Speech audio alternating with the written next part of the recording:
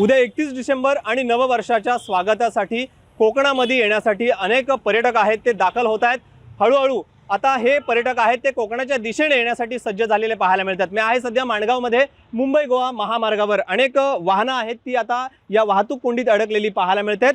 दरवर्षी लाखो पर्यटक कोकणामध्ये नववर्षाच्या स्वागतासाठी येत असतात आणि कोकणामध्ये असणाऱ्या समुद्र किनाऱ्यावर आपला जल्लोष आहे ते साजरा करत असतात। याच पार्श्वभूमीवर आजपासूनच आता हे पर्यटक आहेत ते कोकणाच्या दिशेकडे निघालेले आहेत आणि त्यामुळेच मुंबई गोवा महामार्गावर मोठी वाहतूक कोंडी झालेली पाहायला मिळते। माणगाव ते जवळजवळ लोणेरे परिसरात ही वाहतूक कोंडी झालेली पाहायला मिळते आणि त्यामुळे हजारो वाहनं आहेत ती या वाहतूक कोंडीत अडकलेली पाहायला मिळतात। उद्या 31 डिसेंबर असल्यामुळे हे पर्यटक आहेत ते कोकणातील किनाऱ्यांवर आपला जल्लोष साजरा करणार आहेत आणि त्याच पार्श्वभूमीवर आता हे पर्यटक कोकणाच्या दिशेकडे येण्यासाठी निघालेले आहेत। गणेश महाप्रळकर, एबीपी माझा, रायगड। एबीपी माझा, उघडा डोळे बघा नीट।